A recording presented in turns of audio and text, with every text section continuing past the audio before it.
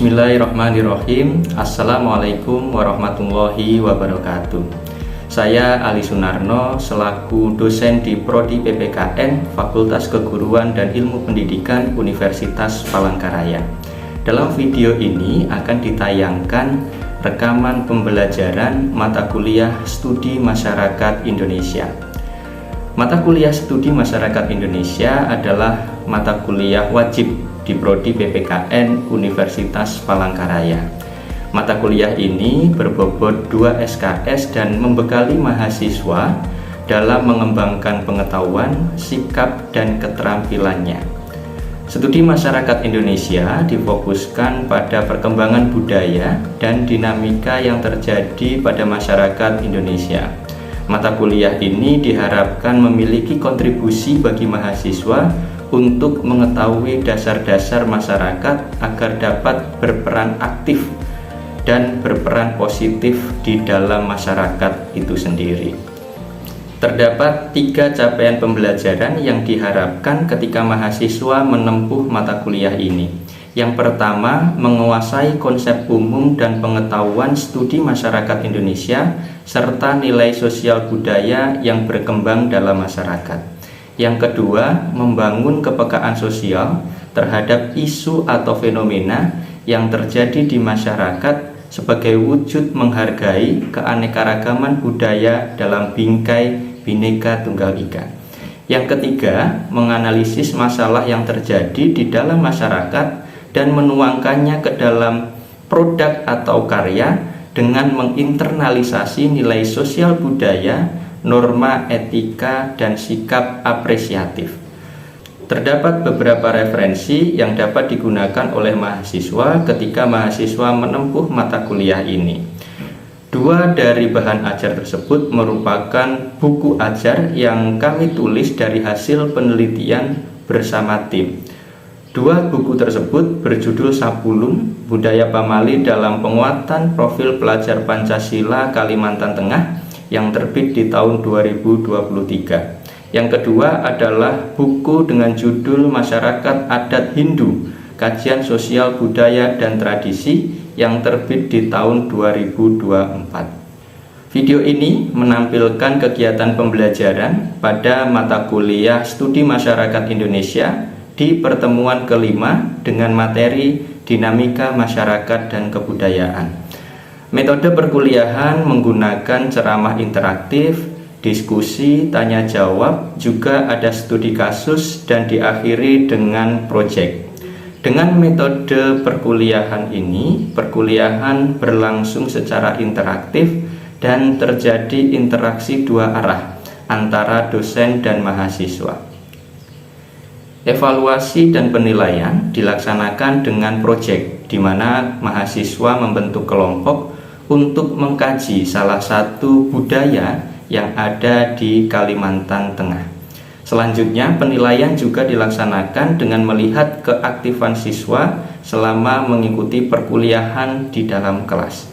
Demikian berikut video pembelajaran dan selamat menyaksikan. Baik, selamat siang semuanya. Baik, gimana kabarnya hari ini? Semoga tetap sehat-sehat semuanya. Teman-teman, hari ini kita akan melanjutkan mata kuliah apa hari ini?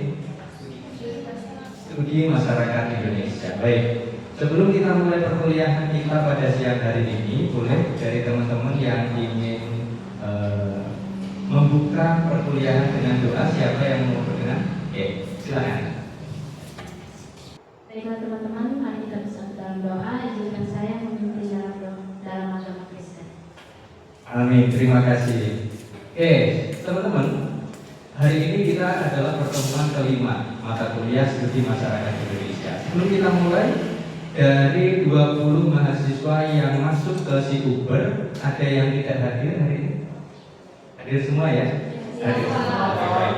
Oke, sebelum kita masuk ke materi, teman-teman, di sini ada yang main TikTok gak?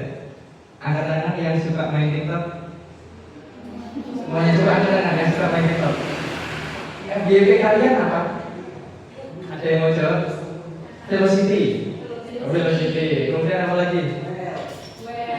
Well. teman-teman, enggak beberapa waktu yang lalu ada konten viral di TikTok kebaya crop top. Ada yang pernah lihat? Oke, saya punya fotonya, kebaya crop top. Teman-teman, sebenarnya konsep dari kebaya, apakah kebaya yang crop top semacam ini? Konsep kebaya yang sebenarnya itu kebaya yang seperti apa sih? Yang sopan, gitu ya. Yang sopan itu definisinya yang seperti apa? Yang tertutup, yang panjang, kira-kira gitu ya. Kira-kira kalau saya kasih contohnya seperti ini, gitu ya. Tapi kalau kalian melihat contoh ini, kira-kira ada pergeseran nggak sih? Pergeserannya seperti apa? Oke, dari modelnya gimana?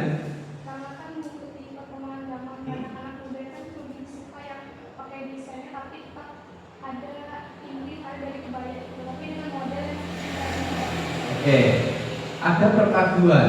Pertama, ingin modelnya up to date, gitu ya, yang kekinian, tapi ada unsur-unsur budayanya yang tetap melekat, sehingga muncul yang namanya kebaya crop top ini. Oke, baik, terima kasih Patricia.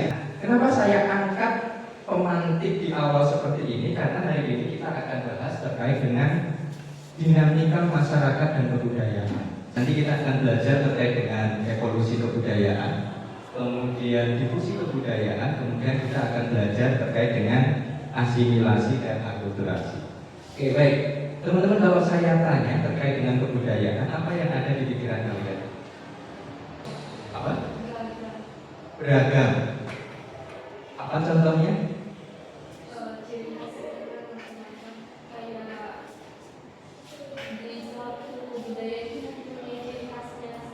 Oke, terima kasih Andes. Jadi Andes, kalau bilang kebudayaan yang ada di pikiran Andes adalah beragam dan memiliki ciri khas, gitu ya. Oke, baik, terima kasih. Ada teman-teman lain yang mau berkomentar kalau apa? Suatu adat istiadat. Oke, ada lagi? Reno apa? Kebudayaan itu identik dengan lokal. Baik, terima kasih teman-teman yang telah berkomentar. Jadi, kebudayaan itu kalau tadi Andes bilang itu beragam, benar kebudayaan itu beragam, tapi dapat kita klasifikasikan menjadi 3.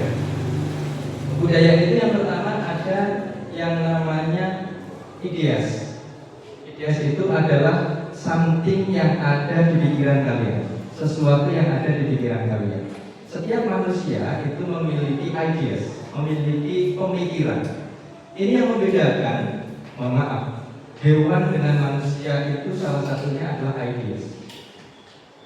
Hewan itu tidak memiliki pemikiran sehingga dia tidak menjadi makhluk yang berbudaya. Kemudian yang kedua adalah activities. Apapun yang teman-teman kerjakan. Pak Hewan juga punya activities. Apakah itu juga termasuk dalam kebudayaan juga? Nah, artinya apa? Manusia itu berbudaya karena activitiesnya itu berdasarkan pada sesuatu yang dia pelajari. Hewan kira-kira ketika makan dia belajar gak caranya makan? Ya udah makan aja. Tapi manusia itu beraktivitas, misalkan tadi teman-teman makan. Makannya harus pakai tangan kanan agar sopan. Itu yang dimaksud dengan activities kebudayaan.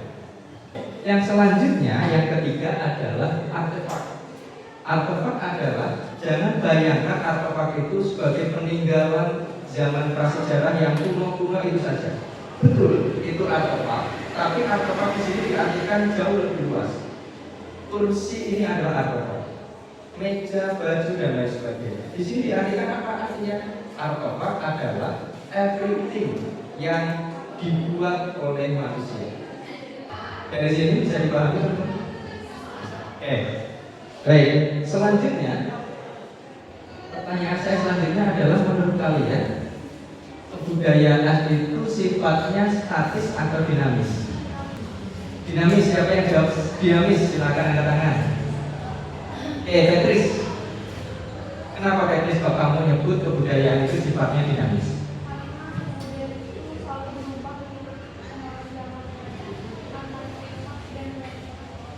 Karena kebudayaan itu terus berubah mengikuti perkembangan zaman. Baik, terima kasih Petris. Ada lagi teman yang mau berkomentar sekarang? Andes?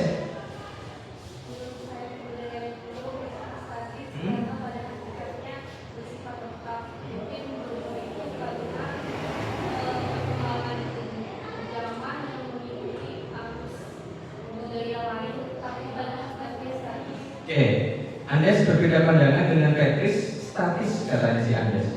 Baik. Terima kasih Petris dan Andes. Ada dua pandangan yang cukup menarik, tapi coba kita lihat. Saya memberikan beberapa contoh yang menunjukkan bahwa kebudayaan itu statis atau dinamis. Zaman dulu teknologi yang masih digunakan adalah teknologi batu, sehingga disebut sebagai zaman batu.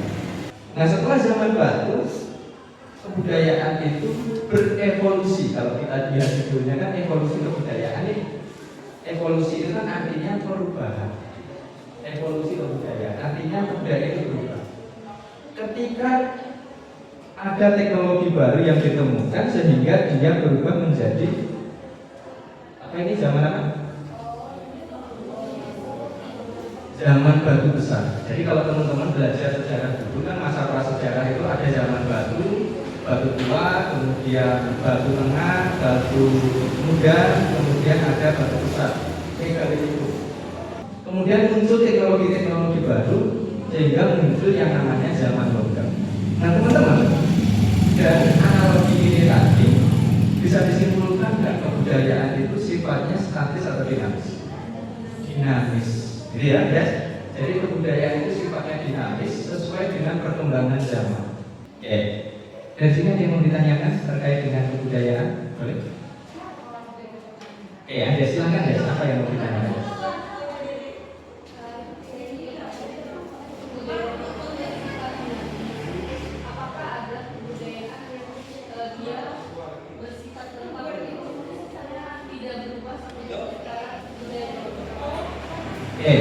Pertanyaannya cukup menarik. Kan tadi kita sepakat bahwa kebudayaan itu sifatnya dinamis, gitu ya. Kemudian Anda penasaran, ada nggak sih sebuah kebudayaan yang dia benar-benar murni, tetap nggak ada pengaruh, nggak ada perubahan sama sekali? Ada yang mau bantu jawab boleh? Reno dulu, kemudian ini, kemudian nanti. Silakan. Salah satu contohnya itu adalah kebudayaan Baduy di dalam. Ini itu sih kebudayaan Baduy yang di dalam. Baduy dalam itu di ini ya, di Banten ya? Iya. Banten. Baduy dalam. Terima kasih Reno. Ada kalau kata Reno kebudayaan Baduy dalam dia tetap, ya? Silakan. Kebudayaan yang tidak berubah menurut saya adalah menggunakan tangan kanan untuk makan, untuk bersalaman, itu yang sampai sekarang belum ada berubah. Makan bersalaman menggunakan tangan kanan itu kebudayaan yang tidak berubah ya, kayak gitu ya. Silakan tadi yang belakang, mohon maaf. Ini, jangan panik, tenang. Silakan. Menurut saya kebudayaan yang tidak berubah itu bagi kita orang yang agama Islam itu ibadah hari Minggu. Karena itu sudah terjadi sejak dulu. Hari Minggu kan hari ketujuh dan itu hari kita beristirahat. Baik, jadi kalau di agama Nasrani ada ibadah hari Minggu yang dia tidak berubah. Baik, berikan tepuk tangan untuk teman-teman yang lain. Baik. Ada beberapa contoh yang diberikan oleh teman-teman terkait dengan kebudayaan yang dirasa itu tidak berubah. Tapi secara teoritis kebudayaan itu pasti berubah. Kenapa kebudayaan itu pasti berubah? Kita ngomongin perubahan itu sifatnya ada dua. Ada sifatnya perubahan yang evolutif, ada perubahan yang satu lagi revolutif. Evolusi adalah kebudayaan yang berlangsungnya lama sekali dan kita kadang tidak sadar ini itu berubah. kebudayaan yang revolusi adalah kebudayaan yang berubahnya cepat, sehingga kita sadar oh ini berubah. Contoh, saya kasih contoh yang revolusi terlebih dahulu. Teman-teman ingat nggak dulu waktu SD mungkin potongan rambut cowok-cowok itu yang ngetren apa? Yang mohak misalnya. Kemudian ada potongan rambut kalau zaman dulu saya sekolah itu dia yang Andika Kangen. Yang zaman dulu, yang dia pakai poni panjang kemudian dilempar. Kemudian berubah lagi sekarang pakai yang apa sekarang? Mulet. Sekarang mulet pun sekarang udah nggak ngetren ya. Sekarang ganti yang French crop, misalnya seperti itu. Itu adalah perubahan kebudayaan dari segi potongan rambut yang berlangsung secara cepat sehingga kita kita sadar bahwa itu berubah. Gitu ya. Tapi ada proses perubahan kebudayaan yang sifatnya evolutif. Kita nggak sadar itu berubah. Kita nganggap bahwa kebudayaan itu tetap, tapi lama-kelamaan itu saja itu bisa berubah. Contohnya apa? Zaman batu itu berlangsung ratusan tahun, sehingga orang-orang yang tinggal di zaman batu beranggapan bahwa dari zaman dulu sampai sekarang kita pakai batu, artinya kebudayaan ini nggak berubah. Tapi dari segi skala luas bisa saja itu berubah. Ternyata ada zaman logam, sekarang zaman teknologi dan lain sebagainya. Artinya secara teoritis yang kita pelajari di awal tadi bahwa kebudayaan sifatnya dinamis itu berlangsung seperti itu. Artinya tidak ada kebudayaan itu yang literally sifatnya statis, pasti ada perubahan. Jadi ya, hanya bisa dipahami. Oke. Ada lagi mungkin yang mau ditanyakan? Cukup ya? Oke. Nah, kebudayaan lain itu ketika masuk ke kebudayaan kita ada dua proses. Ada yang namanya akulturasi dan namanya asimilasi. Ada yang bisa membedakan di sini akulturasi dan asimilasi? Oke, boleh, silakan.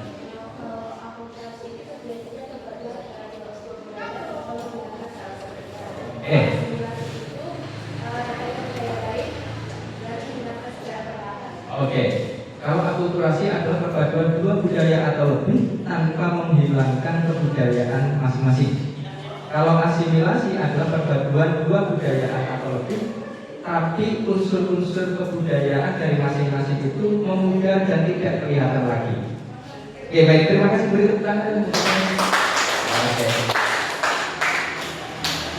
Kalau saya analogikan dengan rumus matematis, akulturasi itu adalah ketika ada kebudayaan A ditambah dengan kebudayaan B, jadinya kebudayaan baru A B. Unsur kebudayaan A-nya masih kelihatan, unsur kebudayaan B-nya masih kelihatan. Kemudian selanjutnya adalah asimilasi, perpaduan dua kebudayaan atau lebih, tapi unsur-unsurnya hilang. Kalau rumus matematisnya, ketika kebudayaan A ditambah dengan kebudayaan B, jadinya C. Di mana kebudayaan A dia udah nggak kelihatan lagi dan kebudayaan B-nya juga tidak kelihatan lagi, jadinya C. Saya punya gambar.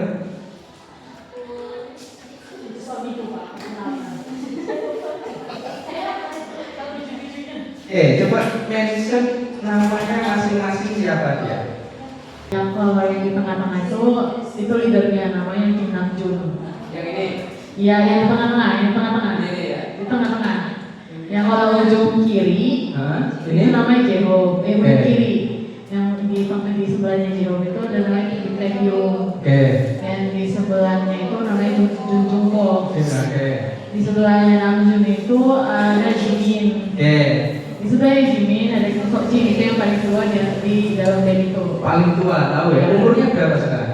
Lupa. Karena tadi saya umurnya 400. Terus yang di sebelahnya itu ada Sugeng. Coba mic-nya kasihkan ke Mas yang baju hitam. Boleh diulangi Mas, ini tadi namanya siapa? Ada nama. Kalau sama-sama melihatnya kayaknya mukanya sama semua ya. Kemudian kembalikan dulu ke mbaknya. Pertama kali tahu, oh ini namanya siapa Namjoon dan lain-lain pertama kali tahunya itu dari mana? Dari internet. Dari internet, dari sosial media berarti ya. Jadi pengaruh media itu begitu besar sampai Namjoon, Taehyung tahu semua dia. Kenapa teman-teman bisa tahu? Karena namanya adalah The Korean Wave. Wave itu kan artinya gelombang. Korean Wave artinya gelombang Korea. Ini adalah sebuah proyek yang berupaya untuk menyebarkan kebudayaan Korea di seluruh dunia. Korea-Koreaan kayaknya kita udah buktikan bahwa Korean Wave ini datang sampai ke Indonesia.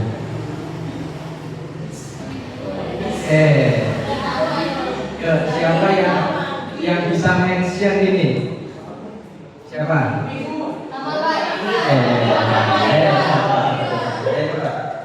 Siapa ini nama-namanya ini? Oh, nggak salah ingat ya, kapten ini namanya Luffy. Luffy, oke. Terus yang cewek yang blonde ini namanya Nami. Oke. Yang pakai pedang samurai itu Zoro. Oke. Yang kalau sekarang masih Pak, sekarang lagi masuk eranya episode final. Oke. Ya. Oke. Terima kasih atas jawabannya. Baik, diskusinya sudah selesai. Silakan yang mau maju duluan yang satu setuju dengan penyebaran budaya luar ke Indonesia. Silakan siapa yang ingin mewakili kelompok satu untuk presentasi. Silakan.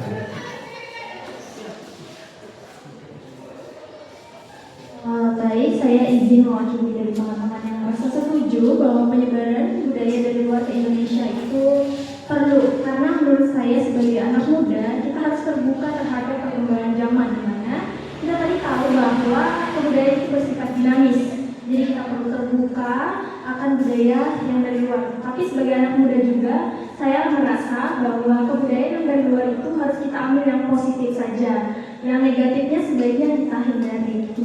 Terima kasih. Baik.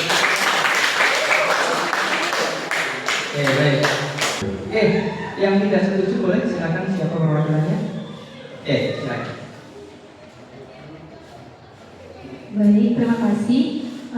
Tadi kami dari tim tidak setuju dengan penyebaran budaya luar di Indonesia.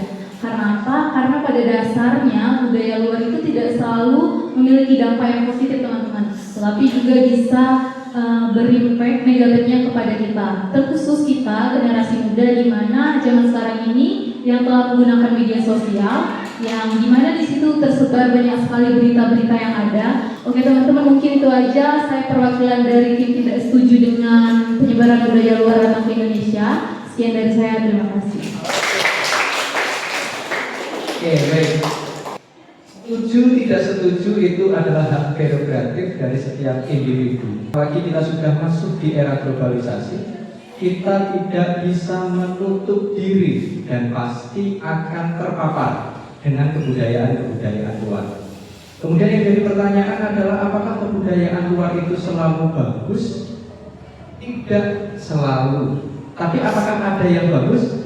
Ada. Kita bisa menginternalisasikan kebudayaan dari luar itu yang bagus-bagus. Artinya apa? Nilai-nilai itu yang bisa kita ambil. Disiplin, berjuang, dan lain sebagainya.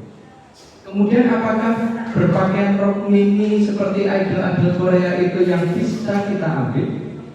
Tidak. Karena apa? Karena kita punya filter.